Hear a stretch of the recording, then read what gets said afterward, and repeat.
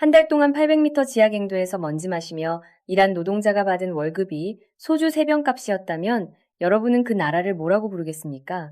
오늘 이야기할 사람은 김용수 씨입니다. 함경북도 무산군 출신, 평생 무산광산 노동자로 살았고 3번 강을 건넜고 12년 동안 가족을 잃었고 지금은 대한민국에서 살고 있습니다. 그리고 거제도 조선소에서 첫 월급을 받던 날 이렇게 말했습니다. 자기 노력만 있으면 벌어먹는 나라네요. 이 한마디가 북한 체제에 대한 어떤 정치 분석보다 더 정확한 고발입니다. 오늘은 이 문장이 나오기까지의 이야기를 따라가 보겠습니다. 표면부터 시작합니다. 그 다음엔 체제의 구조가 있습니다. 그리고 마지막에는 이 이야기가 우리한테 남기는 것을 짚겠습니다. 무산광산. 북한 함경북도 무산군에 위치한 노천철광으로 규모만 따지면 아시아 최대급에 해당합니다. 무산군 주민의 70에서 80%가 이 광산과 연결되어 있습니다. 군 자체가 광산을 중심으로 돌아가는 구조입니다. 김용수 씨도 그렇게 살았습니다. 지하 사선을 뚫고 800m까지 들어갑니다. 그 안에서 파쇄된 돌이 컨베이어를 타고 밖으로 흘러나옵니다. 기계는 있습니다. 그런데 사고가 나면 어떻게 됩니까? 죽은 사람 그런가 보다. 김용수 씨가 직접 한 말입니다. 나라 자체가 못 사는 나라에서 태어났으니까 라고도 했습니다. 분노가 아닙니다. 체념도 아닙니다. 그냥 사실의 진술입니다. 그게 더 무겁습니다. 몇 년 전 대한민국에서 광부 한 명이 갱에 갇혔을 때 어땠는지 기억하십니까? 240여 시간 동안 잠 안 자고 매달렸습니다. 전국이 그 사람 한 명을 살리기 위해 멈췄습니다. 크레인이 24시간 돌아갔고 의료진이 대기했고 언론이 그 수치를 실시간으로 쏟아냈습니다. 그게 국가가 국민을 대하는 방식입니다. 북한 무산광산에서 사람이 갱에 묻히면 형제 가족들이 안타까워하고 그게 끝입니다. 국가는 움직이지 않습니다. 왜냐하면 그 사람의 목숨이 작업 지속보다 중요하지 않기 때문입니다. 이게 체제의 차이입니다. 사람을 어떻게 보느냐의 차이입니다. 사람이 국가를 위해 존재하느냐, 국가가 사람을 위해 존재하느냐, 이 질문에 대한 답이 완전히 다른 두 사회가 지금도 같은 반도에 있습니다. 그런데 여기서 한 가지 놓치면 안 되는 게 있습니다. 월급 이야기입니다. 한 달을 800m 지하에서 먼지 마시고 사고 위험 감소하고 돌아와서 받은 게 얼마냐고 물었더니 소주 3병 값이라고 했습니다. 배급이 좀 있고 현금으로 따지면은 한국 소주 3병 살 정도. 그게 한 달치입니다. 이게 착취냐고요? 착취라고 부르려면 최소한 거래 관계가 있어야 합니다. 노동을 제공하고 임금을 받는 관계. 그 관계가 불평등하게 설정되어 있을 때 착취라고 부릅니다. 그런데 북한은 그 관계 자체가 다르게 작동합니다. 임금은 노동의 가치에 대한 정산이 아닙니다. 체제가 허락하는 생존 수당입니다. 당신이 일하는 건 국가에 대한 의무고 국가가 먹여주는 건 시혜입니다. 임금이라는 개념 자체가 이미 변형되어 있는 겁니다. 그러니까 소주 3병 값이 터무니없이 적은 게 아닙니다. 그 구조 안에서 생각하면 먹여주는 게 어딥니까? 라고 묻는 겁니다. 이게 더 무서운 이유입니다. 부당함을 부당함으로 인식하기 어려운 구조. 문제는 여기서부터입니다. 김용수 씨가 처음 강을 건넌 건 이 구조를 피하기 위해서가 아니었습니다. 먹고 살기 위해서였습니다. 외가 친척이 중국 쪽에 있었습니다. 혼자 도보로 연계까지 걸어 들어갔습니다. 돈을 좀 받고 돌아오려 했습니다. 그러다 신고당했습니다. 잡혔습니다. 짐은 다 뺏겼습니다. 그리고 단련대에 들어갔습니다. 단련대, 도강, 즉 강을 건너는 행위를 했다가 잡힌 사람들을 가두는 강제노동시설입니다. 거기서 하는 게 2가지입니다. 노동 그리고 정신교육. 정신교육 때 부르는 노래가 있습니다. 당신이 없으면 조국도 없다. 당신은 당연히 김씨 일가입니다. 국가 지도자에 대한 충성선서를 노래로 외치는 겁니다. 강 한 번 건넌 사람들을 모아놓고 반복해서 고문도 있습니다. 비행기 자세에 양팔 펴고 한쪽 발 들고 그 자세로 몇 시간을 버팁니다. 쉬워 보이지만 3분만 해도 몸이 흔들립니다. 10분이면 손이 떨립니다. 몇 시간이면 사람이 무너집니다. 뒤짐 자세 허리를 앞으로 완전히 꺾어서 머리가 땅을 향할 때까지 구부립니다. 엎어질 때까지 합니다. 도강 근절이라는 구호를 외치면서 통나무를 메고 운동장을 뱁니다. 여자들은 맥이 없어서 제자리에서 쓰러집니다. 그러면 정신 좀 들어 하고 다시 일어나서 합니다. 이걸 웃으면서 이야기하면 안 됩니다. 김용수 씨는 인터뷰에서 실제로 웃으면서 이야기했습니다. 그만큼 시간이 지났다는 뜻이기도 하고 그만큼 일상이었다는 뜻이기도 합니다. 강 한 번 건넌 것, 그게 이유의 전부입니다. 먹을 것을 구하러 강을 건넌 사람이 받는 대우가 이겁니다. 그렇게 단련돼서 나왔습니다. 풀려났습니다. 그런데 이번엔 집에 감시가 붙었습니다. 이민반 감시, 직장 감시, 언제나 누군가 지켜봅니다. 어딜 가도 보고됩니다. 그렇게 하루가 가고, 한 달이 가고, 1년이 갔습니다. 그리고 12년이 지났습니다. 12년입니다. 3살짜리 딸이 15이 됩니다. 아빠 얼굴을 기억하는 나이에서 기억이 점점 흐릿해지는 나이가 됩니다. 그 12년 동안 김용수 씨는 무산광산으로 출근하고 감시받고 돌아오고 또 출근했습니다. 통일 하는데 언제 통일이 되겠냐고 했습니다. 전망이 안 보인다고 했습니다. 북한에서 앞을 보는 사람이 보이는 전망이란 게 그겁니다. 없다는 겁니다. 그리고 2013년 5월 26일 밤 결심했습니다. 수영으로 강을 건넜습니다. 이번엔 혼자였습니다. 아내와 딸은 12년 전 중국에 남겨진 상태였습니다. 그 사이 어디로 갔는지 알 수 없었습니다. 연락 방법이 없었습니다. 핸드폰은 한국에 와서 처음 만져봤다고 했습니다. 중국에 도착해서 가족이 살던 곳으로 갈 수 없었습니다. 이미 노출된 주소이기 때문에 가면 바로 잡힙니다. 그래서 그냥 브로커를 만나서 한국으로 왔습니다. 가족을 찾을 방법도 없고 찾을 형편도 안 됐습니다. 태국, 방콕, 수용소, 그리고 비행기, 생애 처음 타는 비행기였습니다. 무산광산 노동자가 비행기 창밖을 내다봤습니다. 이제 대한민국 가게 됐구나. 궁지스럽다고 했습니다.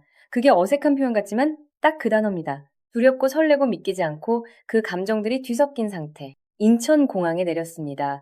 고층 건물이 보였습니다. 북한 무산에서 본 가장 높은 건물이 6층짜리 아파트였습니다. 그게 최고층이었습니다. 그런 사람이 인천공항에서 버스를 타고 서울로 가면서 창밖을 봤습니다. 도로가 넋을 빼놨다고 했습니다. 그림에서도 본 적 없는 고층 빌딩들이 줄지어 서 있었습니다. 비행기도 몇 대밖에 없는 줄 알았는데 수백 대가 움직이고 있었습니다. 꿈 같았다고 했습니다. 그 말 말고는 표현이 안 됐다고 지상파에서 보도하는 북한 이탈 주민 이야기들 보신 적 있으시죠? 뭔가 감동적인 BGM 깔리고 눈물 닦는 장면 나오고 잘 적응했다는 멘트로 마무리됩니다. 그게 전부인 것처럼 다뤄집니다. 그런데 이 장면 인천공항 도착, 버스에서 창밖 보기, 소주 3병 월급과 300만 원 월급의 차이, 이런 걸 짚어주는 보도는 거의 없어요.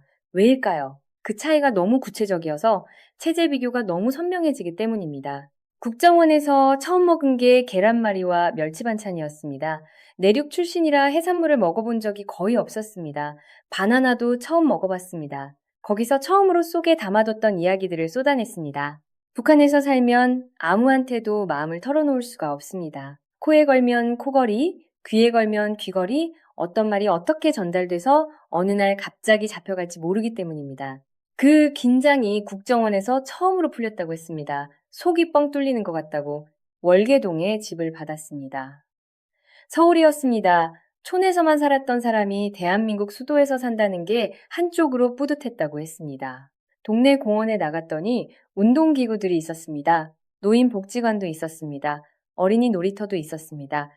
자기가 하고 싶은 운동을 할 수 있는 기구들이 거리에 그냥 있었습니다. 나라가 문화적으로 발전했네라는 말이 나왔습니다. 공원운동 기구 하나 보면서 북한에서 취미라는 말을 들어본 적이 없었다고 했습니다. 하루 있다 퇴근하면 이미 기진맥진합니다. 다음날 또 출근해야 합니다. 취미란 게 꿈도 못 꾸는 겁니다. 여가라는 개념이 없는 삶을 살다가 공원에서 사람들이 그냥 원하는 운동을 하고 있는 장면을 처음 봤을 때 그게 충격이었다는 겁니다. 그리고 거제도 조선소에 들어갔습니다. 배를 만드는 걸 눈으로 봤습니다. 다른 나라 선주가 돈을 내고 만들어 달라 하면 만들어주는 구조라는 걸 알았습니다. 세계 어디서든 돈 있는 사람이 한국 조선소를 찾는다는 게 저 큰 배들이 줄지어 서 있는 장면을 직접 보면서 실감이 됐습니다. 경제 강국이란 이런 걸 보고 느끼는 거구나. 그 말이 나왔습니다. 북한에도 배가 있습니다. 그런데 성능 자체가 다릅니다. 김용수 씨는 그 차이를 이론으로 이해한 게 아니라 눈앞에 배를 보고 감각으로 이해했습니다. 첫 달 월급을 받았습니다. 300만 원이 넘었습니다. 북한에서 한 달 800m 지하에서 일하고 받은 게 소주 3병 값이었습니다. 한국에서 한 달 조선소에서 일하고 받은 게 300만 원이었습니다. 같은 노동자입니다. 몸으로 일하는 사람입니다. 차이는 능력이 아닙니다. 기술이 아닙니다. 제도입니다. 어떤 나라에서 일하느냐입니다. 그래서 이 말이 나온 겁니다. 자기 노력만 있으면 벌어먹는 나라네요. 이 말의 무게를 좀 들어보십시오. 우리한테 이건 당연한 말입니다. 당연한 세계를 설명하는 당연한 문장입니다. 그런데 이 문장이 누군가한테 발견처럼 다가왔습니다. 당연하지 않은 세상에서 살다 온 사람한테 이게 새로운 법칙이었습니다. 여러분이 그냥 쓰는 것들, 월급, 직업 선택, 취미, 휴일, 이게 누군가에겐 생애 처음이었습니다. 북한에선 취미란 말 자체를 들어본 적이 없었다고 했습니다. 그 말이 그냥 지나치면 안 됩니다. 플라톤의 동굴 비유 아시죠? 동굴 안에서 평생 그림자만 보며 살다가 밖으로 나온 사람이 태양을 처음 보는 장면. 철학 교과서에 있는 그 이야기가 인천공항에서 버스를 타고 서울로 들어오는 무산광산 노동자 한 명의 표정 위에 겹칩니다. 그림자가 실체가 아니라는 걸 처음 깨달은 사람의 표정이 그렇습니다. 그런데 이야기가 여기서 끝난다면 우리는 좋은 이야기 하나를 들은 게 됩니다. 고생 많이 하셨고 잘 되셨네요로 마무리됩니다. 근데 진짜 그림은 이 다음에 있습니다. 한국에 온 지 9년이 됐습니다. 딸의 소식을 아직 모릅니다. 이름은 처음엔 김주련이었습니다. 2살 때 김옥주로 바꿨습니다. 마지막으로 헤어진 나이가 5살이었습니다. 아빠의 기억을 막 시작할 나이에 헤어진 겁니다. 지금쯤 27이 됐습니다. 키가 여자들 평균보다 좀 클 거라고 했습니다. 아빠 닮아서. 아내 이름은 문영입니다. 12년 만에 강을 다시 건넜을 때 가족을 찾으려 했지만 찾을 형편이 안 됐습니다. 핸드폰도 없고 연락수단도 없고 노출된 이전 주소엔 갈 수 없고 브로커를 만나서 한국으로 왔습니다. 비행기 타면서 제발 가족이 한국에 먼저 와 있으면 좋겠다는 기대를 품었다고 했습니다. 국정원에서 확인해 봤더니 안 와 있었습니다. 그 장면이 머릿속에 그려집니다. 12년을 버텼고 강을 건넜고 태국을 거쳐서 한국에 도착했고 비행기 창밖에서 대한민국 가게 됐다고 공지스러워했고 그 사람이 가족 소식 확인하는 장면, 안 왔다는 소식을 듣는 장면. 방송에서 김용수 씨가 딸 이야기를 꺼낼 때 표정이 달라졌습니다. 분석도 없고 분노도 없고 그냥 아빠 한 명이 거기 있었습니다. 5살 아이와 헤어진 채로 22년을 살아온 사람이 거기 있었습니다. 이 영상은 전 세계에서 봅니다. 혹시나 어딘가에 김옥주 씨가 있다면 아버지가 대한민국에서 살고 있습니다. 찾고 있습니다. 이걸 개인의 이야기로만 닫으면 안 됩니다. 김용수 씨의 이야기는 개인의 불행이 아닙니다. 북한 체제가 설계한 결과입니다. 무산광산의 임금 구조, 단련대의 정신교육, 12년간의 감시망, 연락수단 자체의 부재, 이것들은 우연히 겹친 불운이 아닙니다. 이건 설계입니다. 인간이 벗어나려는 의지를 시스템적으로 꺾도록 만들어진 구조입니다. 한번 도강했다 잡히면 감시가 붙고 감시가 붙으면 12년이 지나고 12년이 지나면 가족이 어디 있는지도 모르게 됩니다. 이게 설계입니다. 한반도에서 같이 출발했습니다. 6.2 오전쟁을 같이 겪었습니다. 70년이 지났습니다. 한쪽엔 세계 최고 수준의 조선소가 있습니다. 다른 쪽엔 소주 3병 월급 받으며 800m 지하로 내려가는 노동자가 있습니다. 자원의 차이가 아닙니다. 제도의 차이입니다. 통치의 차이입니다. 이게 북한 체제에 대한 가장 정확한 고발입니다. 핵개발도 아니고 인권 보고서도 아니고 소주 3병 값이라는 숫자 하나가 그 체제의 본질을 다 설명합니다. 김용수 씨가 인터뷰에서 이런 말을 했습니다. 나라를 잘 만나는 것도 운이다. 체념처럼 들립니다. 그런데 이 말이 사실은 이 나라를 다시 보게 합니다. 우리가 대한민국에 태어난 것도 선택이 아니었습니다. 그냥 태어난 겁니다. 그 태어남이 소주 3병 월급과 300만 원 월급의 차이를 만들었습니다. 그 차이는 공평하지 않습니다. 그리고 그 공평하지 않은 차이가 우리가 당연하게 여기는 것들의 무게입니다. 자기 노력만 있으면 벌어먹는 나라, 이게 당연하게 느껴진다면 그게 바로 이 나라가 그렇게 만들어졌다는 증거입니다. 그 당연함 뒤에 누군가의 이야기가 있습니다. 김용수 씨의 이야기가 그겁니다. 잠깐 한 가지 더 짚고 가겠습니다. 통일 이야기를 하면 사람들은 2가지 반응을 보입니다. 한쪽은 당연히 해야 한다고 합니다. 다른 쪽은 비용이 너무 크다고 합니다. 그리고 많은 경우 그 논의는 숫자 싸움으로 끝납니다. GDP 몇 %, 재정 부담 몇 조 이런 식으로. 그런데 김용수 씨의 이야기를 들으면 그 논의 자체가 좀 달리 보입니다. 통일의 비용은 계산할 수 있습니다.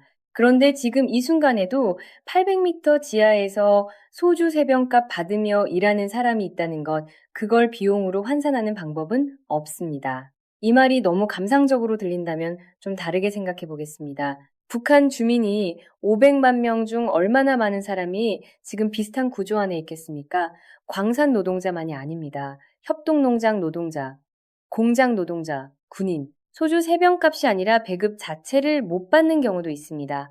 그리고 그 사람들은 다른 방식이 있다는 걸 모릅니다. 단련대에서 비행기 자세를 하면서 당신이 없으면 조국도 없다고 노래하면서 그게 당연한 삶인 줄 압니다. 그게 더 무겁습니다. 부당함을 부당함으로 인식할 수 없는 구조, 비교 대상 자체가 없는 삶.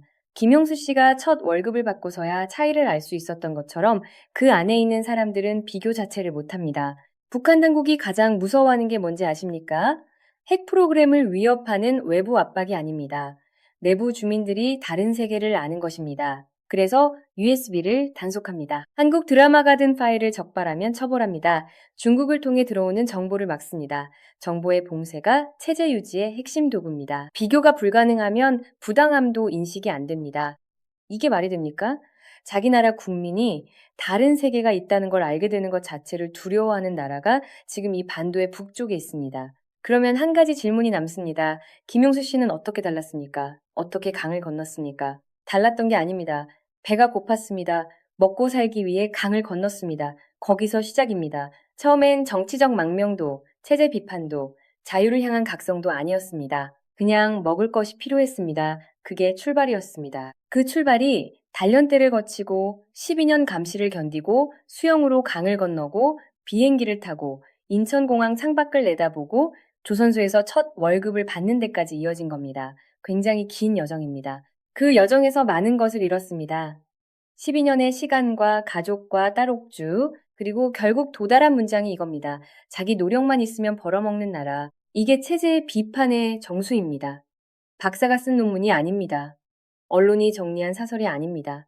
800m 지하에서 소주 3병 월급 받던 사람이 300만 원 월급 받는 날 한 말입니다. 그 무게는 이론으로 만들 수 없습니다. 한 번 더 말하겠습니다. 이건 개인의 성공 스토리가 아닙니다. 개인이 이 정도 여정을 거쳐야만 인간답게 살 수 있는 구조가 지금도 돌아가고 있다는 이야기입니다. 지금 이 시간에도 누군가 무산광산 800m 지하로 내려가고 있습니다. 소주 3병 값을 기다리면서 비교 대상이 없어서 이게 당연한 줄 알면서 그 사람들이 언젠가 다른 세계를 알게 된다면 어떤 말을 할까요? 아마 김용수 씨와 비슷한 말을 할 겁니다. 자기 노력만 있으면 벌어먹는 나라네요. 그 말이 당연하게 들리는 나라에 살고 있다는 것 오늘 잠깐 생각해 보시면 좋겠습니다. 마지막으로 하나만 더 말씀드리겠습니다. 김용수 씨는 인터뷰에서 딸 이야기를 꺼낸 뒤에 이런 말을 했습니다. 희망의 끈을 놓지 않겠다고 담담한 목소리였습니다. 9년째 소식을 모르는 사람이 할 수 있는 말이 그거였습니다. 이 나라에서 살고 있는 우리가 북한 이야기를 들을 때 너무 멀게 느껴질 때가 있습니다. 지리적으로 가깝지만 체감은 멉니다. 다른 나라 이야기처럼 들릴 때가 있습니다. 그런데 김용수 씨의 이야기는 그걸 허용하지 않습니다. 소주 3병 값이라는 숫자가 비행기 창밖을 내다보던 표정이 딸 옥주의 이름이 이걸 먼 이야기로 두지 않습니다. 같은 언어를 쓰는 사람의 이야기입니다. 지금도 그 언어로 살고 있는 사람들의 이야기입니다. 나라를 잘 만나는 것도 운이다. 이 말에 다른 면이 있습니다. 운이 좋았다면 그 운을 어떻게 쓰느냐가 남습니다. 그게 오늘 이 이야기가 우리한테 남기는 마지막 질문입니다.